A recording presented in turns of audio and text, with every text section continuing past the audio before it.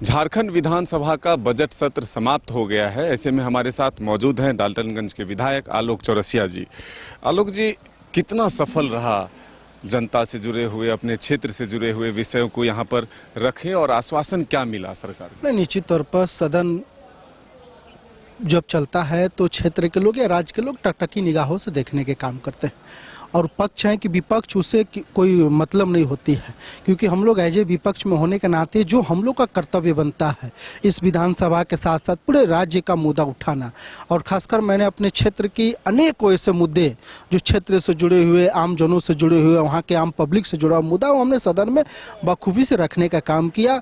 आज सदन के अंतिम दिन भी डाल्टनगंज का पानी की समस्या, क्योंकि गर्मी का दिन आ रहा है और वहाँ की सबसे बड़ी समस्या पानी का है, वो सदन के माध्यम से हम लोगों ने सरकार तक ध्यान आकृष्ट कराने के काम किया है। और ऐसे बहुत सारे मुद्दा हमारे नेता के दल के लोगों ने भी रखने के काम किया है। और आप देखे होंगे कि सरकार के ओर से जो जवाब मिलता है हम लोग को, निश्चित तौर पर कोई जवाब में निराशाजनक है, कोई जवाब में संतुष्टिजनक है।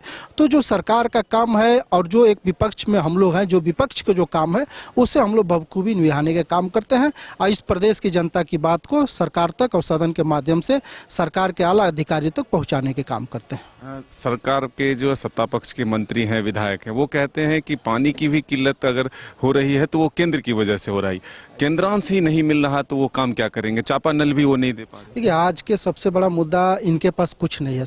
इनके पास सबसे बड़ा मुद्दा है कि कुछ भी कार्य नहीं करना है और सिर्फ खाली ढकोसलाबाजी करना है, सारा आरोप भारत सरकार पर ठोस देना है। आप देख लीजिए, अगर आप पानी नहीं पिला सकते हैं, आप सड़क नहीं बना सकते हैं, तो अब राज्य में सरकार क्यों चला रहे हैं? ये सरकार चलाने से अच्छा है कि आप इस्तीफा दे दे। सरकार चलाने से अच्छा है कि आपके पास अगर कोई कार्य नहीं है, पैसे नहीं है, तो आप क्यों सत्ता में हैं?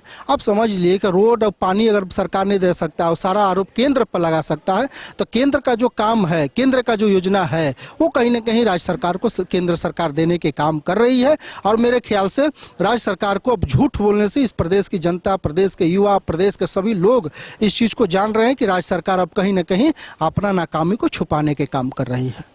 सरकार के जो वादे थे, चाहे रोजगार को लेकर के हो या फिर स्थानीय नीति को लेकर के, उस पर क्या चर्चा हुआ इस सदन में या इस सत्र में? क्या निकल कर आया? नहीं, देखिए, बहुत तरह का मुद्दा सदन में आया है, चाहे किसी भी क्षेत्र में हो, चाहे स्थानीय नीति हो, निजो नीति हो, या जेटेट का बच्चे का जो इंजाम वाला, सभी मेट्रो पर चाहे विपक्ष का जो एक महत्वपूर्ण भूमिका होती है, उस भी भूमिका को हम लोगों ने अदा करने के काम किया और सरकार तक हर एक बात को, चाहे वो आंदोलन के माध्यम से हो, विधानसभा में विरोध के माध्यम से हो, विरोध प्रदर्शन के माध्यम से, हम लोगों ने बखूबी रखने के काम किया है। तो ये थे आलोक चौरसिया जी, जो कि सदन में मुखरता से अपने क्षेत्र के सवाल के साथ साथ युवाओं से जुड़े हुए, रोजगार से जुड़े हुए, फिर या राज्य के जनमानस से जुड़े हुए मुद्दों को सदन में उठाने का काम किया। आने वाले वक्त में सरकार ने जो आश्वासन दिया वो धरातल पर कितनी उतरती है, ये देखना होगा। अपने सहयोगी नूतन के साथ Madan Singh, news bye scope, Ranchi.